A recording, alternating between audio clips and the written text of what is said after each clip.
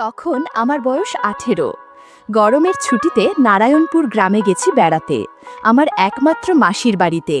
আমার মাসির নাম রীতা দেবী। মাসির বয়স তখন 39।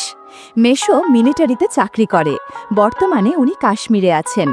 মাসির কোনো বাচ্চা কাচ্চা হয়নি, তবে প্রতিবার মেশো এলে চেষ্টার কমতি রাখেন না। এবারও তার ব্যতিক্রম হয়নি। গতকালই মেশো ছুটি শেষ করে চাকরিতে গিয়েছে, আর আমি এলাম আজ দুপুরে। মাসিদের বাড়িটা নদীর পাশেই, একতলা একটা বাড়ি, সামনে একটু উঠোনের মতো, চারপাশে পাঁচিল দেওয়া, পেছনে কলঘর, 3 দিকে টিনের ঘেরাও, আর সামনে একটা পর্দা টাঙানো। আমি মাসির বাড়িতে ঢুকে মাসি মাসি বলে চেঁচাতে লাগলাম। কোনো সাড়া পেলাম না, তবে ঘরের দরজা খোলা দেখে আমি ঘরে ঢুকে জামা বদলে নিলাম। হঠাৎ পেছন থেকে মাসির ডাক শুনতে পেলাম, বাবু তুই? আমি ঘুরে তাকাতেই অস্বস্তিতে পড়ে গেলাম। মাসি একটা কালো পেটিকোট আর বুকে একটা লাল ভিজে গামছা জড়িয়ে দাঁড়িয়ে আছে।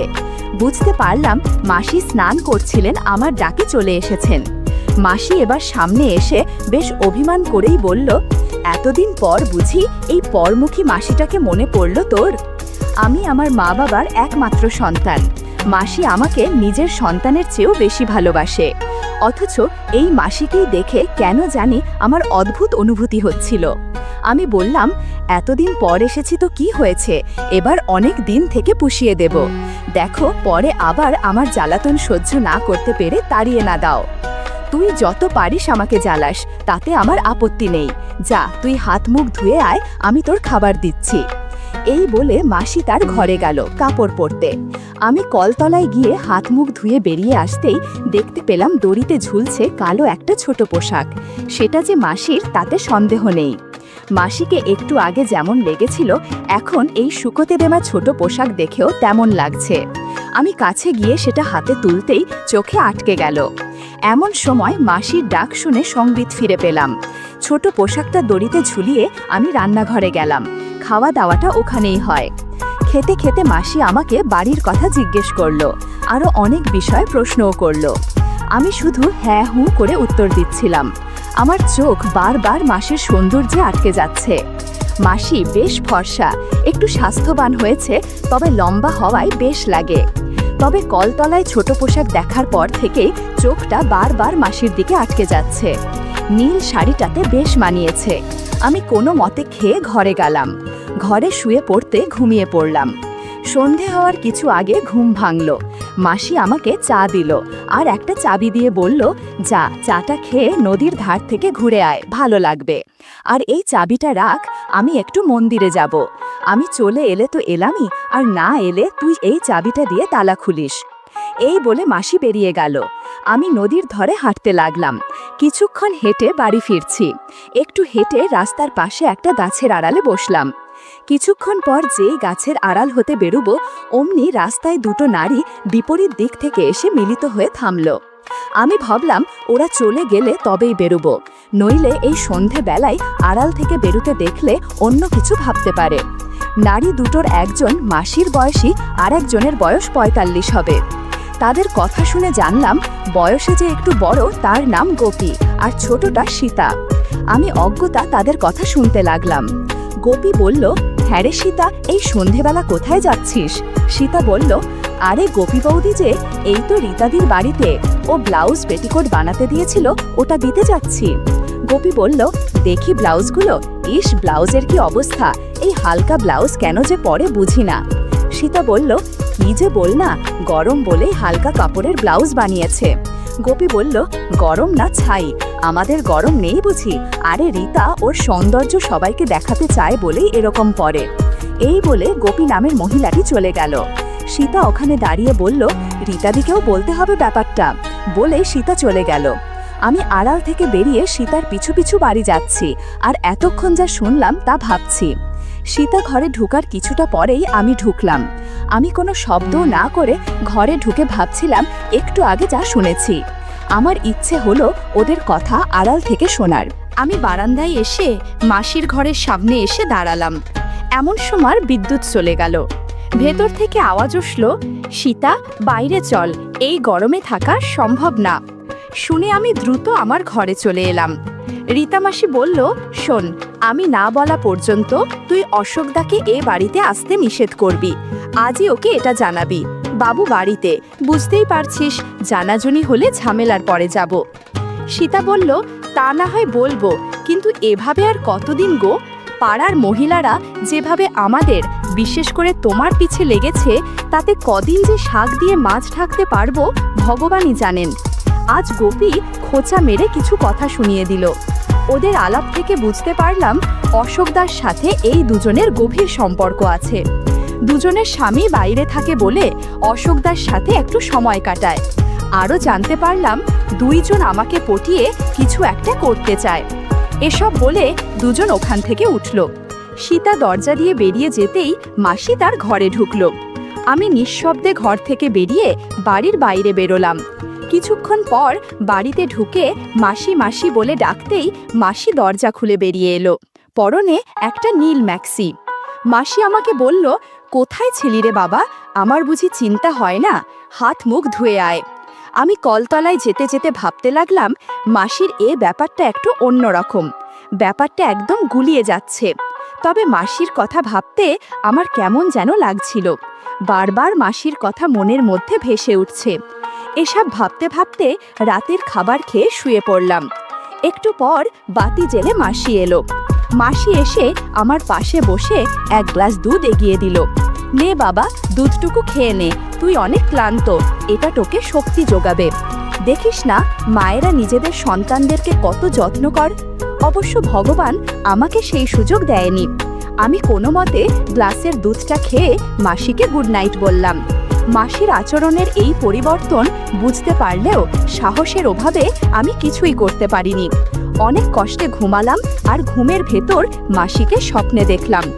বন্ধুরা, ইউটিউবের কড়া নিয়মের কারণে স্বপ্নে যা দেখেছি তা সরাসরি বলা যাচ্ছে না। তোমরা কমেন্টে দেয়া লিংক থেকে আমার ওয়েবসাইট ভিজিট করো, সেখানে একদম খোলামেলা গল্প দেয়া আছে। পরদিন ঘুম থেকে উঠতে উঠতে প্রায় 11টা বেজে গেল। আমি ভাবলাম এখনই স্নান সেরে ফেলা দরকার। আমি স্নান ঘরে যেতেই মাসির শুকোতে দেওয়া ছোট পোশাক নজরে এলো। তার মানে মাসি একটু আগে স্নান সেরে ফেলেছে। মাসি যাতে বুঝতে পারে সেজন্য আমি ছোট পোশাকটা নিয়ে পর্যবেক্ষণ করতে লাগলাম। সুগন্ধ নাথে যেতেই অনেক ভালো লাগছিল। স্নান সেরে ঘরে পৌঁছাতেই মাসির ডাক পেয়ে খেতে গেলাম। মাসির মাথায় একটা লাল টিপ আর সিঁদুর, নাকে একটা রিং পরা, তাতে মাসিকে অনেক সুন্দর লাগছিল। আমি ঠিক করলাম আজ সারা দিন মাসির পাশাপাশিই থাকব। মাসি আমাকে খেতে দিয়ে পাশে বসে কথা বলতে লাগলো। তবে মাসির মিটিমিটি হাসিটা আমাকে বেশ অস্বস্তিতে ফেলেছে। আর কোনো কথা খুঁজে না পেয়ে আমি চুপচাপ খেয়ে মাসির পাশে বসে রান্না করা দেখতে লাগলাম। আমার কাছে পুরো দৃশ্যটা কাল্পনিক মনে হলেও তা যে বাস্তব তা বুঝতে পারছিলাম। আমি মাসির কাছ থেকে উঠে চলে এলাম ধরা পড়ার আগেই।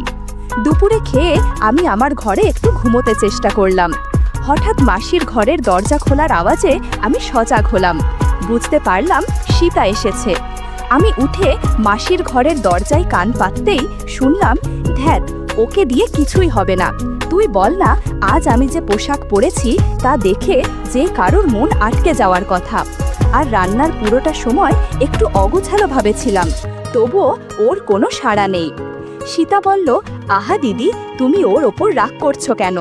আমার মনে হয় তুমি ওর মাসি, তাই যদি কিছু মনে করো বা ওকে বকা দাও বা ওর মাকে বলে দাও, তাই কিছু পড়ছে না।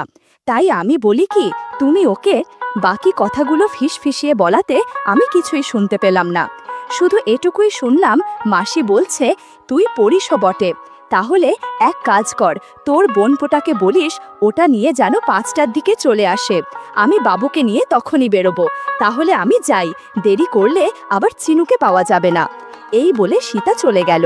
আমি বিছানায় শুয়ে পড়তেই মাসি ঘরে এলো। আমার পাশে বসে বলল, বাবু ঘুমিয়ে পড়েছিস?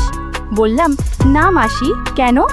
চল আজ একটু বেরিয়ে আসি, পাশেই শহরে একটু ডাক্তার দেখব, তারপর না হয় দুজন মিলে একটা মুভি দেখে বাড়ি ফিরব।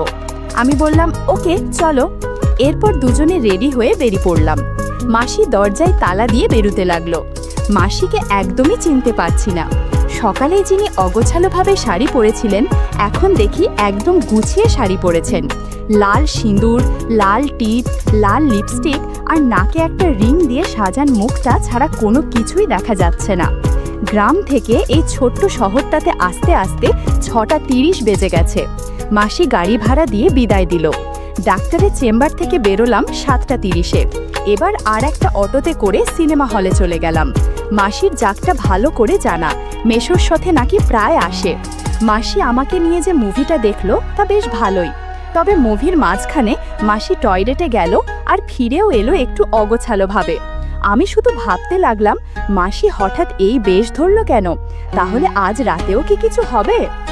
মুভিটা শেষ হতেই আমরা বেরুলাম। তখন প্রায় রাত 10টা। মাসিকে যাওয়ার কথা বলতেই মাসি অবাক হয়ে বলল, পাগল হয়েছিস? এত রাতে কোন অটোওয়ালা যেতে চাইবে না? আমার এক পরিচিত দিদির একটা হোস্টেল আছে, ওখানেই থাকবো। আমরা একটা অটো নিয়ে প্রায় 20 মিনিটের মধ্যেই একটা গলির সামনে দাঁড়ালাম। ভাড়া মিটিয়ে মাসি গলি ধরে এগুতে লাগলো। আমি মাসির পেছন পেছন যেতে লাগলাম। একটা গেটে 2টো লোক বসা ছিল। মাসি কি যেন বলল, তারপর তারা আমাদেরকে একটা ঘরের সামনে দিয়ে চলে গেল। আমাকে বাইরে দাঁড়া করিয়ে মাসি ভেতরে ঢুকলো। ভেতরে আরও 2টো নারী ছিল, তারা যে মাসির পরিচিত তা বোঝা যাচ্ছে। একটু পরেই মাসি একটা মহিলাকে সাথে নিয়ে বেরিয়ে এলো। তারা দুজন সামনে আর আমি পেছন পেছন যেতে লাগলাম। পুরানো এই বাড়িটির দোতলার একদম উত্তরের ঘরের সামনে নিয়ে মহিলাটি চাবি দিয়ে চলে গেল। মাসি চাবি খুলে ভেতরে ঢুকলো, আমিও তাই। বাতি জ্বালতেই বেশ ভালো লাগলো।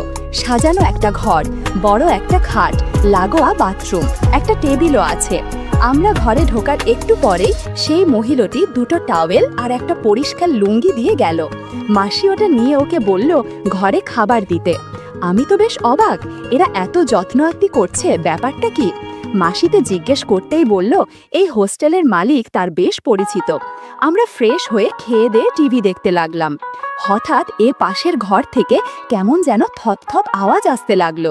আমি মাসিকে সেটা জিজ্ঞেস করতেই মাসি মুখ টিপে হেসে বলল, মনে হয় হাতুড়ি পিটিয়ে কাজ করছে, তুই টিভি দেখায় মনোযোগ দে তো। আমার কেন যেন সন্দেহ হচ্ছিল। আমি ঘুমাবো বলে শুয়ে পড়তে মাসি বলল, কিরে ঘুমিয়ে পড়বি? আমি বললাম, তাছাড়া কি করব, রাত 12টা বাজে। গরমের দিনে এটা কি এমন রাত বলো তো? এটা বলতে বলতেই মাসি শাড়ি চেঞ্জ করতে লাগলো। আচমকা মাসির এই কাণ্ড দেখে আমার অস্বস্তি হলো। এই গরমে শাড়ি পরে ঘুমোতে একদমই আরাম পাবো না, তাই একটু চেঞ্জ করে নিচ্ছি। এর সময় মাসি আমাকে কিছু প্রশ্ন করেছিল। মাসির এমন সরাসরি প্রশ্ন আশা করিনি। আমি কোনো মতে মাথা নাড়লাম। এ সময় অনেক না বলা ঘটনা ঘটে যায়, যা বলে বোঝানো যাবে না। বন্ধুরা, ইউটিউবের কড়া নিয়মের কারণে এসব ঘটনা সরাসরি বলা যাচ্ছে না। তোমরা কমেন্টে দেওয়া লিংক থেকে আমার ওয়েবসাইট ভিজিট করো, সেখানে একদম খোলামেলা গল্প দেয়া আছে। এভাবে 2 ঘন্টা পর কখন যে ঘুমিয়ে গেছি জানি না। সকালে ঘুম ভাঙতেই দেখি মাসি স্নান সেরে চুল আঁচড়াচ্ছে। আমাকে দেখে একটু হেসে বলল, যা স্নান করে নে, ফ্রেশ হয়ে নে, কাল গুড় খেয়েছিলি সেটা কাপড়ে লেগে আছে। স্নান করে ফ্রেশ হয়ে আমরা বেরিয়ে পড়লাম। সকালে বাইরে খেয়ে হালকা কেনাকাটা করে দুপুরে খেয়ে নিলুম। তার বাদেই বাড়ির দিকে রওনা হলাম। বাড়িতে পৌঁছলাম শেষ বিকেলে। সন্ধেবেলা সীতা বাড়িতে এলো। মাসি রান্নাঘরে ছিল, ওখানে দুজন কথা বলছে। আমি জানলার পাশে দাঁড়িয়ে শুনছি। এখন আর ধরা পড়ার ভয় নেই, কারণ মাসি জেনে গেছে যে আমি তাদের আগের কথাগুলো শুনেছি। সীতা কৌতূহলী হয়ে বলল, কি গো দিদি, কিছু হয়েছে? স্বামী সীতাকে সব কিছু খুলে বলে, আর সীতা বলে, তোমার ভাগ্নের সাথে আমার একটা ব্যবস্থা করে দাও না দিদি। মাসি বলল, ঠিক আছে, রাতে চলে আসিস, আমি ওকে বুঝিয়ে দেব। এদিকে আমি তাদের কথা শুনছিলাম আর ভাবছিলাম, যাক, এবারের ছুটি বেশ ভালো মতো কাটানো যাবে।